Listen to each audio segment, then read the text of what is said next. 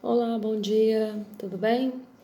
Então, como antes a gente falou, né? Hoje nós vamos falar sobre a violência obstétrica, um fato que precisa ser cada dia mais aprofundado porque tem ocorrido com muita frequência, bem como as consequências da violência obstétrica. Toda a gestante, a parturiente, tem sofrido violência obstétrica sem saber que isso é uma violência obstétrica. Por exemplo, o uso de ocitocina, que seria aquele remédio que acelera as contrações, né? É uma violência obstétrica. O uso de fórceps é uma violência obstétrica.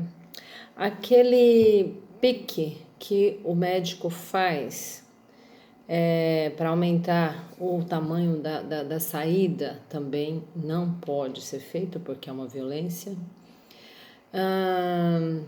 E a mulher tem direito de decidir se vai querer fazer parto cesariana ou parto normal. Porque muitas vezes a pessoa não tem condição de ter parto normal e por conta de uma regra imbecil que eu não sei quem criou, eles ficam insistindo e nem toda mulher tem condição de ter parto normal. Baseado nessas informações, eu comecei a pesquisar o índice de crianças que nascem com paralisia cerebral. E cheguei à assustadora conclusão que 99% dessas crianças sofreram erro médico por violência obstétrica, pelo médico ficar esperando esse parto normal, que não aconteceu, né? E quando a criança foi retirada, já era tarde demais, o dano já estava causado. A criança já tinha ingerido o mecônio, né? Já estava com as vias aéreas obstruídas e, por consequência, já não respirava sozinha mais. Estava toda, ou seja, passou da hora de nascer. E o que acontece?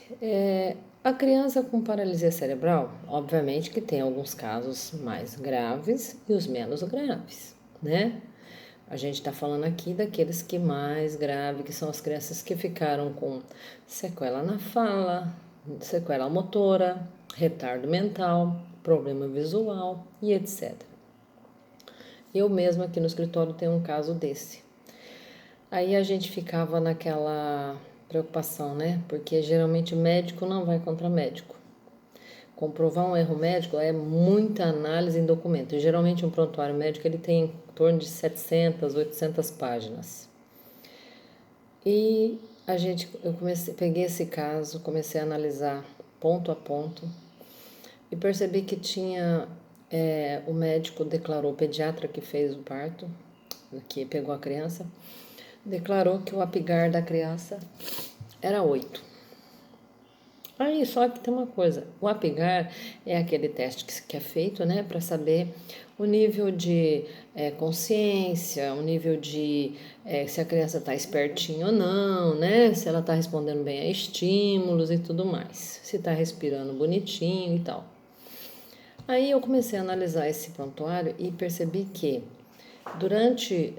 da hora que foi declarado que fizeram o exame, que romperam a bolsa, que essa mãe não tinha dilatação, e romper a bolsa, e que o líquido, que deveria ser transparente, já saiu com mecônio espesso e escuro, aí eles correram para a cesariana. Só que já era tarde demais, porque a criança já tinha sofrido apóxia cerebral, que seja o estrangulamento, sufocamento, é como se ele fosse sufocado dentro do útero.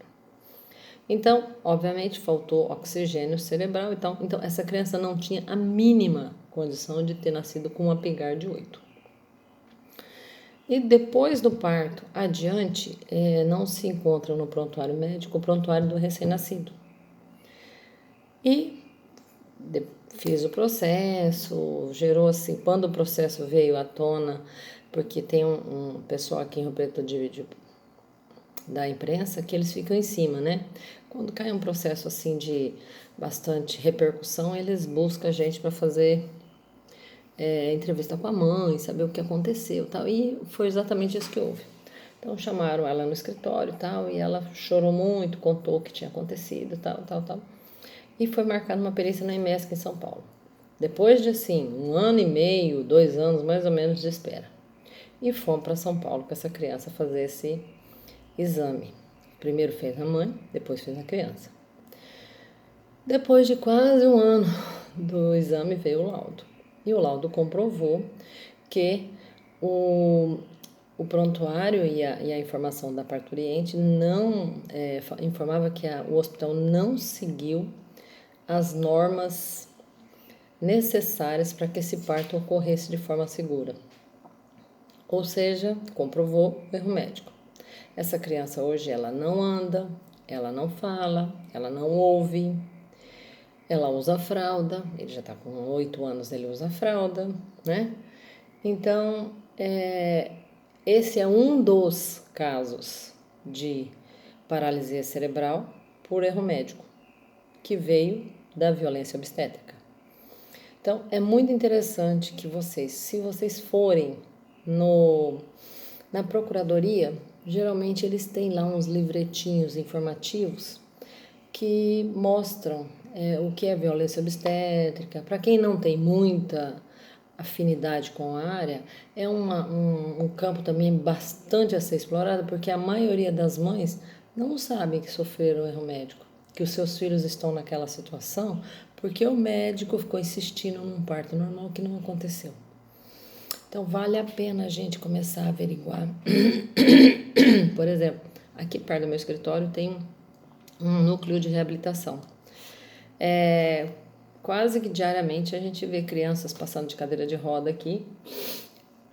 Você para e pergunta o que aconteceu com essa criança. Foi problema no parto, nasceu com paralisia cerebral. Ele não nasceu com paralisia cerebral. Ele simplesmente, o cérebro dele parou porque ele passou da hora de nascer. Ok?